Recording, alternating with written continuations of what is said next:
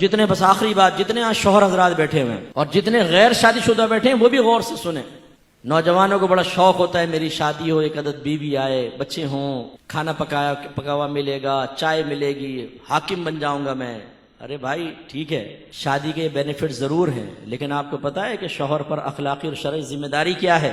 اپنی بیوی کو علم دین سکھانا، اسے نیکی کا حکم کرنا، اسے گناہوں سے روکنا. اگر آپ ایسا نہیں کریں گے، اپنی بیوی کی تربیت، اپنی اولاد کی تربیت، جتنے بیوی گناہ کرے گی آپ کے نام اعمال میں بھی گناہ لکھا جائے گا. جتنی آپ کی اولاد بالغ ہونے کے بعد جتنے گناہ کرے گی سب گناہ آپ کے نام اعمال میں بھی لکھے جائیں گے.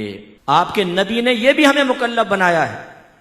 اللہ تعالیٰ قرآن میں فرماتا ہے یا ایھا الذین آمنوا قوا انفسکم واہلکم نارا وقودھا الناس والحجارہ، اے ایمان والو اپنے آپ کو اور اپنے گھر والوں کو جہنم کی اس آگ سے بچاؤ جس کا ایندھن آدمی اور پتھر ہے. اسی طرح نبی کریم نے فرمایا کلکم راع وکلکم مسئول عن رعیتہ، تم میں سے ہر شخص نگہبان ہے، تم میں سے ہر شخص سے اس کی رعایا کے بارے میں کوسچن ہوگا.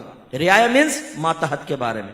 پھر فرمایا مرد اپنے گھر پر حاکم ہے، اس سے اس کی بیوی اور بچوں کے بارے میں کوسچن ہوگا.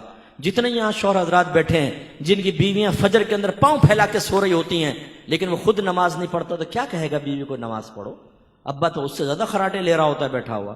جوان بیٹا سو رہا ہے لیکن باپ کو اتنی توفیق نہیں کہ لات مار کے اٹھائے کہ اٹھ بغیرت نماز پڑھ. اللہ کا رزق کھاتا ہے، دشمن شیطان کی بات مانتا ہے، گھر میں نحوستیں پھیلی ہوئی ہیں، کئی مہینے گزر گئے، فجر کی نماز نہیں پڑھی ہم لوگوں نے، کھڑا ہو قرآن پاک کی تلاوت کرو. نہیں، بیوی بدنگاہی کرے، منہ بھر بھر کے گالیاں بکے، غیبتیں کرے، چغلیاں کرے، شوہر سے بدتمیزیاں کرے، وہ بے نمازی ہو، قرآن کبھی ہاتھ میں لے کر نہ دیکھے، شوہر کو کوئی توفیق ہی نہیں ہے کہ وہ اس کو کہے. اور بعض ایسے ہوتے ہیں جو شوہر حضرات نمازی ہوتے ہیں لیکن بیوی کو کچھ نہیں کہتے. خود فجر میں جا رہے ہیں نماز پڑھنے کے لیے، لوگ گواہی دے رہے ہیں بھائی ماشاءاللہ حاجی صاحب جو ہے نا 40 سال ہو گئے آج تک حاجی صاحب کو کبھی نہیں دیکھا مسجد سے باہر، فجر میں موجود ہوتے ہیں، لیکن حاجی صاحب کے گھر میں بیوی سو رہی ہوتی ہے. بیوی بالکل جاہلہ ہے، بیوی کو یہی نہیں پتا کپڑے پاک کرنے کا طریقہ کیا ہے. سب کے پاک ناپاک اٹھا کے واشنگ مشین میں ڈال کر سب کو ناپاک کر کے انہیں نکال کر استری کر کے حاجی صاحب ناپاک کپڑے پہن کر جمعہ پڑھنے آ رہے ہیں. لیفٹ رائٹ حاجی صاحب کا جمعہ ہی نہیں ہو رہا، ناپاک کپڑوں میں جمعہ پڑھ رہے ہیں، کیونکہ نہ بیوی کو پتا ہے نہ حاجی کو پتا ہے کہ کس طریقے سے ہمیں کپڑے پاک کرنے چاہیے. اصل چیز معیار شرع کیا ہے؟ اطاعت رسول.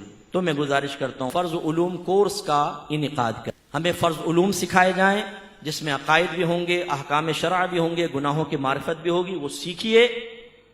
اور اگر آپ کو اور اپنے گھر کی بہنوں کو سکھائیے. اگر آپ کو کہیں پر بھی کوئی نہیں ملتا میرا نمبر لے لیجئے گا، آن لائن کورس کر لیں، فرض علوم کورس کریں، اپنے گھر کی بچیوں کو کورس کروائیں، انتہائی امپورٹنٹ ہے. اور پھر اطاعت رسول کی طرف آئیں. اطاعت رسول کب ہوگی؟ جب آپ کو احکام رسول پتہ ہوں گے. اور احکام رسول کب پتہ چلیں گے؟ جب آپ سیکھیں گے. ایسے تو حکم آپ کے گھر میں تو نہیں آ جائے گا، آپ سیکھیں.